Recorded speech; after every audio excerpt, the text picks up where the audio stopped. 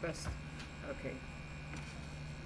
Hi everyone, we're back with session 61, Holiday Cheer to Holiday Horrors.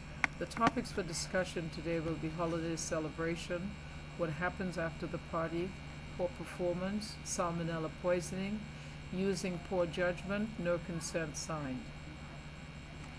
Let's get started. We all know that we're in the holiday season from Thanksgiving. We started with Halloween, now it's Thanksgiving, go on to Christmas.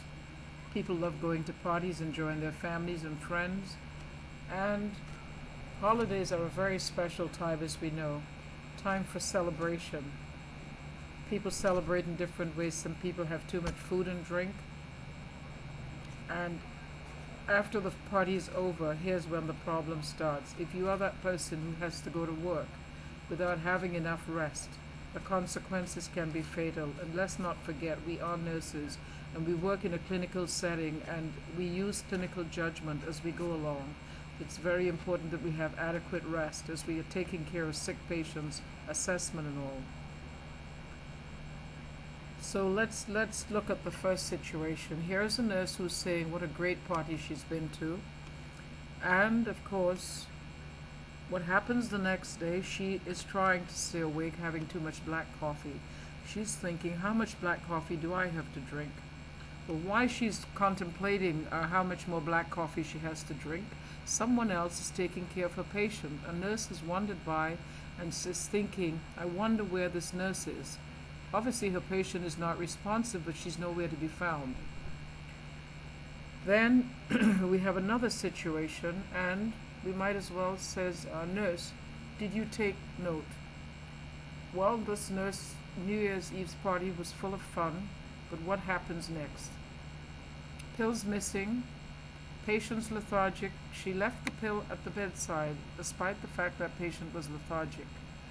And she's back now, but the pill's missing. It's anybody's guess what happened to it. Secondly, another patient in her care, the IV is empty. The site is inflamed. She doesn't even know. She's not even aware of it. Another situation, the patient below has not been repositioned for several hours. Not surprisingly, because the nurse is really tired after having a great night at the New Year's party. Then how about Jackie? Let's hear her story. Jackie went to a party on Christmas Eve. She got salmonella poisoning and has been to the bathroom several times during the night. It's now 2 o'clock in the morning. It's early enough to call in sick, but she has one thing on her mind, time and a half. We'll look at what follows in a short while. All that Jackie is thinking is, I need that time and a half today. It's a lot of extra money.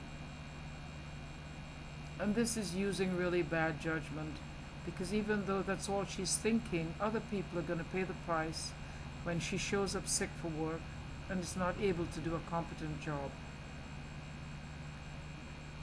Jackie is beginning to have abdominal cramps. 2 hours into the shift, she's really feeling terrible and is struggling to cope with her shift. Now, here's the problem.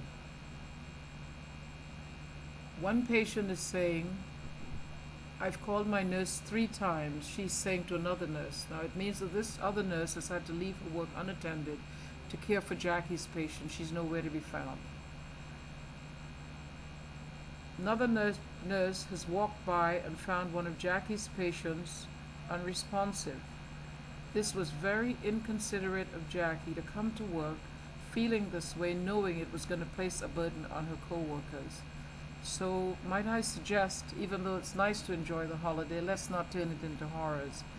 Care about your co-workers and care about what you might do to them if you have to dump your work on them and go home. It's very difficult at the holiday season because we know sometimes it's really difficult to get enough staff, adequate staffing, especially because some people have the holidays off, and so it's not always that easy. Last but not least, here is Anne. Anne was recently diagnosed with type 2 diabetes. And of course, she enjoyed her holiday party. She did not follow her dietary instructions. And now she is really feeling fatigued. Blood sugar's high. She's got hyperglycemia. Uh, she decided to take a short break, and supervisor's making rounds and finds her sound asleep. Okay, dear nurse. Okay, nurse, you had a great holiday party. This is yet another nurse with friends. It is obvious you are tired. As you are prepared, you have not signed a consent for this patient prepared for surgery. So we can think of any number of variables that can happen, holiday horrors, for want of a better word, if we did not take the time to think about our actions before we started. So I wish you a great holiday, and please try to be safe and considerate for your coworkers. Have a great holiday.